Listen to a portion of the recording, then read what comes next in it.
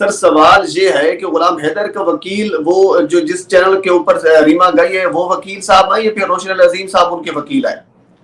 ان میں تھرو ایک process case لڑنا تھا یا کس کہہ لیجیے کہ ایک یوٹیوب چینل جس کا کوئی اتھینٹسٹی نہیں ہے یا کوئی بڑا چینل بھی نہیں ہے جس کی کوئی ورتھ ہی نہیں ہے، وہاں جا کر ایک خاتون آتی ہے اور یہ دعویٰ کرتی ہے کہ میں سیما کی بہن ہوں اور یہ میرے مطالبات ہیں۔ اچھا دوسری بات یہ ہے کہ جو کچھ انہوں نے کہا اس کی کوئی وقت بھی نہیں ہے۔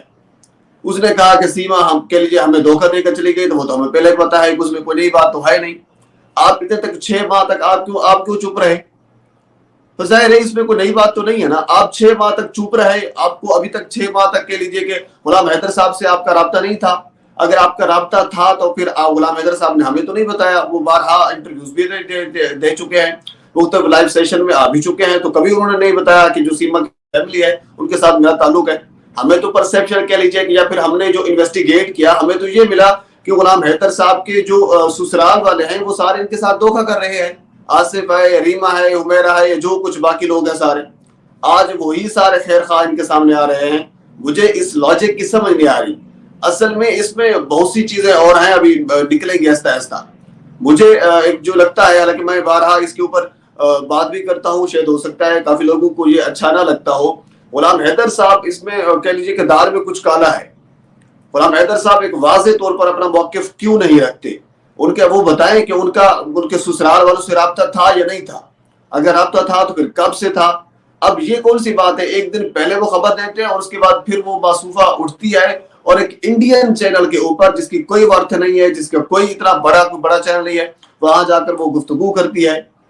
وہ ایک پاکستانی، مجھے بتا دیتے، میں ایک چھوٹا موٹا رپورٹر ہوں، چلو چھوٹا موٹا سمجھ لیجیے، 2-4 چینلز میرے دوست ہیں، میں ان کو رپورٹرز کو میں بھیج دیتا، الیکٹرونک میڈیا کی خبر ان سے چلوا دیتے تاکہ پتہ چلتا کہ واضح طور پر موقف یہ ہے۔ اب ہمارے پاس تو آئیں، کم از کم بتائیں تو صحیح نا۔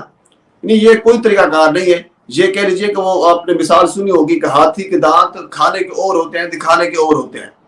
6 مہینے کے بعد ایک موصوفہ اٹھتی ہے اور وہ یہ کہتی ہے کہ میں سیما کی بہن ہوں، اور اس کی تصدیق غلام حیدر صاحب ایک دن پہلے کر دیتے ہیں۔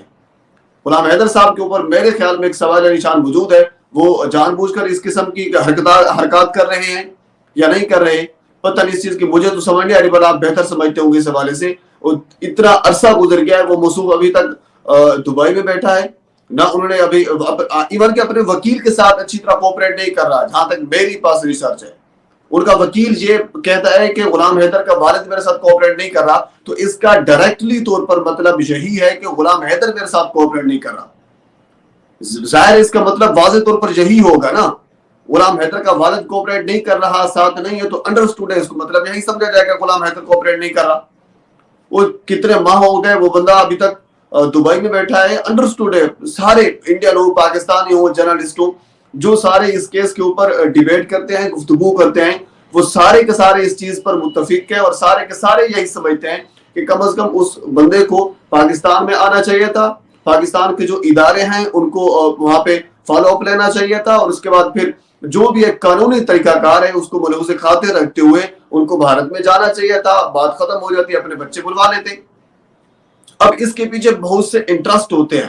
اب معذرت کے ساتھ میں ایک مرتبہ پھر کہوں گا، کافی لوگوں کو یہ اچھا نہیں لگے گا، ہو سکتا ہے غلام حیدر صاحب خود کو بھی اچھا نہ لگے، اس میں بہت سے انٹرسٹ ہوتے ہیں۔ اس قسم کے جو کیسز ہوتے ہیں کچھ جان بوجھ کر کروائے جاتے ہیں، کچھ کیے جاتے ہیں۔ اس کی وجہ یہ ہے کہ میری فیلڈ ہے انفارچونیٹلی ایک انویسٹیگیٹو، تو میں انویسٹیگیٹ کرتا ہوں، اس قسم کے بارہا کیسز ہمارے سامنے آتے ہیں جو حالانکہ عام پبلک کو یہ لگتے ہیں کہ نہیں یار ایسا نہیں ہو سکتا، کوئی ایسا کیسے کر سکتا ہے، بلکہ ایسا ہوتا ہے، پاکستان میں ہوتا ہے، سب کنٹیننٹ میں، سارے انڈیا بھارت سب جگہوں پر ایسا ہوتا ہے۔ تو اب اس کے بہت سے محرکات ہیں وہ سامنے آ رہے ہیں، بہت سی چیزیں ہیں اب نکل کر سامنے آئیں گی۔ ہو سکتا ہے یہ معاملہ میرے خیال میں اب صلح کی طرف جائے۔ اب جس طرح ریما اٹھ کے کھڑی ہوئی، یعنی پہلے غلام حیدر کی اپنے سسرال والوں کے ساتھ بات چیت ہوگی، اور اس کے بعد پھر آصف کے ساتھ بات ہوگی، اور اس کے بعد پھر اس کی دوسری بہن کے ساتھ بات ہوگی، پھر سسر اور باقی ساری جو فیملی کے لوگ رہتے ہیں ان کے ساتھ بات چیت کا ایک سلسلہ چلے گا، ان کے ساتھ ایک تعلقات اچھے بنائیں گے، میڈیا کو یہ بتایا جائے گا کہ اب ان کے ساتھ تعلقات اچھے ہیں لیکن سیما کے ساتھ ہماری دشمنی چل رہی ہے۔ تو اس کے بعد پھر اگلا سٹیپ جو ہوگا وہ سیما کے ساتھ ہوگا، اور غلام حیدر صاحب آپ کے سامنے آن دا ریکارڈ یہ کہہ چکے ہیں کہ میں سیما کو واپس لینے کے لیے تیار ہوں۔ تو یہ ان کا بیان پہلے سے موجود ہے، اس کے بعد پھر رہ کیا ہے بعد میں ससुराल वालों से राब्ता हो चुका है, उनके साथ ताल्लुकात उनके अच्छे हैं, और ससुराल वालों के बज़ाहिर सेंटिमेंट जो है वो गुलाम हैदर के साथ है। पता नहीं अब उनके सेंटिमेंट गुलाम हैदर के साथ क्यों है, मुझे इस चीज की समझ नहीं आती। 6 महीने पहले जब वो खातून चली गई थी, गुलाम हैदर सऊदी अरब में था, अगर ये मान लिया जाए तो उन्होंने नहीं बताया था। वो 2-3 चक्कर कह लीजिए कि वो जनाब अली सऊदी अरब के और नेपाल के लगा कर भी आई, और गुलाम हैदर को इस चीज का इल्म नहीं था कि वो क्या कर रही है।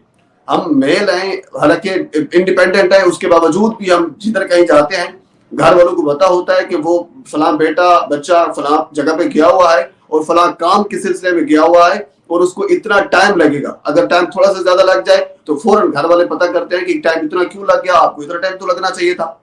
एक अजीब सूरत हाल है। एक खातून जिसके 4-5 बच्चे भी हैं और कह लीजिए कि वो सऊदी अरब चली जाती है, नेपाल चली जाती है, घर वालों को पता होता है, अगर होता नहीं होता तो फिर कह लीजिए कि वो आपस में मिले हुए हैं, अगर है तो फिर उन्होंने गुलाम हैदर साहब को क्यों नहीं बताया। बस एक अजीब किस्म की स्टोरी, और कह लीजिए कि वो जो भी इस केस से वाबस्ता लोग हैं उनको एक झंझट में कह लीजिए कि उन्होंने वो फंसा के रख दिया है। अब ये सूरत हाल है। पर मेरी राय ये है कि अब इसमें बहुत कुछ खुलकर सामने आएगा, दाल में बहुत कुछ काला है, और इसमें गुलाम हैदर साहब मेरे राय के मुताबिक इसमें मुलव्वस हो सकते हैं, बाकी आप बेहतर जानते हैं। बिल्कुल ये बज़ाहिर ये कहते हैं कि हम इसके लिए तैयार हैं। अगर आप तैयार हैं तो फिर आप फॉरेन ऑफिस जाएं, जो अगला प्रोसेस है उसको प्रोसेस को फॉलो करें। ये कोई मुश्किल काम नहीं है इसको फॉलो करना, कोई इतना बड़ा आपने कह लीजिए कि वो कोई काम नहीं कर लिया, ये जानबूझकर ये फॉलो नहीं कर रहे। गुलाम हैदर साहब के वालिद का इस प्रोसेस को फॉलो ना करना और इसी तरह गुलाम हैदर के ससुर साहब का इस प्रोसेस को फॉलो ना करना इस चीज की तरफ निशानदही करता है कि गुलाम हैदर साहब भी इस चीज को फॉलो नहीं कर रहे। मैं आज वाज़ेह तौर पर यह कह दूंगा कि गुलाम हैदर साहब इस चीज को संजीदा नहीं ले रहे।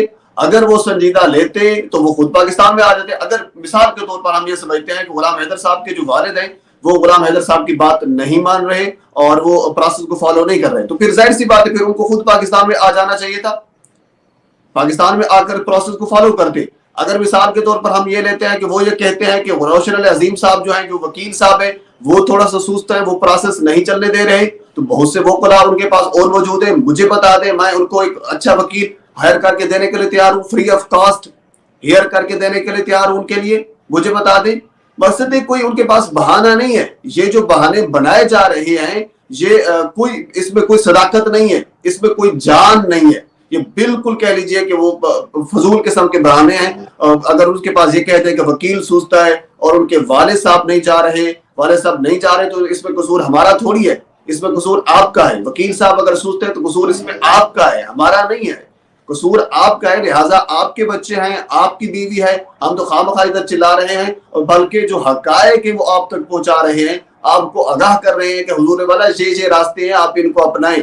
और उसके बावजूद अगर आप तमाम तर चीजों को जानने के बावजूद अगर आप बैठे हुए हैं तो फिर वही बात है, दाल में कुछ काला है। आप क्यों नहीं जा रहे, पाकिस्तान क्यों नहीं आते, पाकिस्तान में आकर अब इस प्रोसेस को फॉलो क्यों नहीं करते, और उसके बाद फिर भारत में जाकर प्रोसेस को फॉलो किया जाए। ये कोई मुश्किल काम नहीं, 2-4 दिनों का काम है, इसमें कौन सी बड़ी बात है।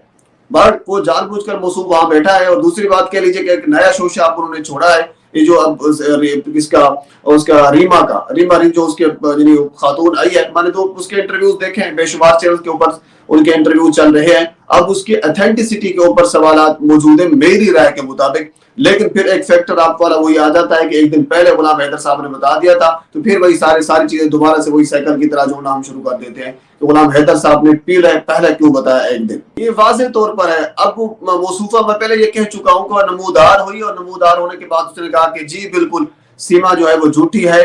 और हम कौन सा बोल रहे हैं कि सीमा सच्ची है, सीमा के बच्चों को वापस आना चाहिए। हमने कौन सा कहा कि उनको नेपाल भेज देना चाहिए, हमने तो यही कहा कि उनको वापस आना चाहिए। इन्हीं कसम कोई नई बात थी ही नहीं। अगर मौसूफा ने फर्ज करें इतने दिनों तक वो कह लीजिए कि वो अपने आप को छुपाए रखा, अब उन्होंने जाहिर किया है, तो कम से कम ये बताती हमें कि हमने ये प्रोसेस फॉलो किया, हम ये इदारों के पास गए, ये हमारे पास एविडेंस है, हमारे पास ये डॉक्यूमेंट्स है, हमने तमाम तर जो कानूनी तकाजे थे वो उसको हमने पूरा कर लिया है। तो अब हम कह लीजिए कि प्रोसेस जो है वो तकरीबन हमारा मुकम्मल होने वाला है। हम गुलाम हैदर के साथ हैं, ताकि हमें बात की समझ आती कि आप अभी तक क्यों चुप रही है।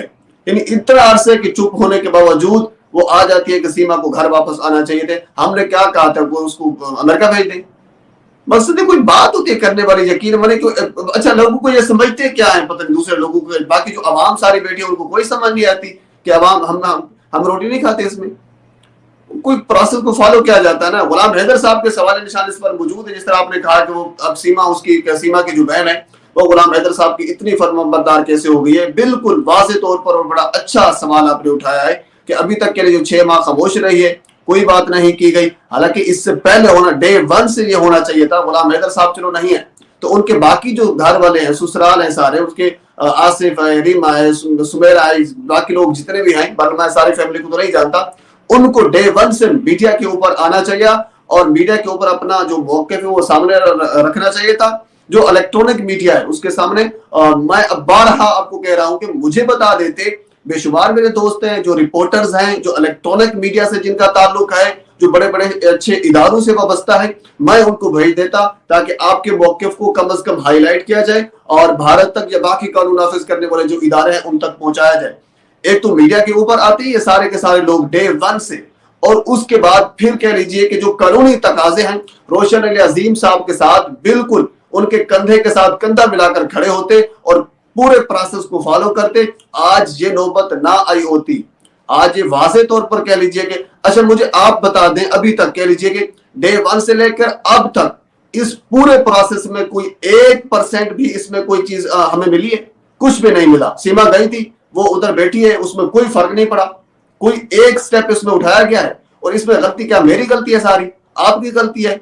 और हमारा जो काम है जर्नलिस्ट का, हम काम तो कर रहे हैं, काम इसमें प्रोसेस था सारा गुलाम हैदर साहब का, वो मसूम। अच्छा मुझे समझ इस चीज की नहीं आती, एक बंदा जिसकी वालदा बिस्तर मर्ग के ऊपर पड़ी है और मसूफ वो अपने वो कर रहा है, अपनी मजदूरी कर रहा है, कोई अजीब किस्म की मजदूरी है, मुझे इस चीज की समझ नहीं आती।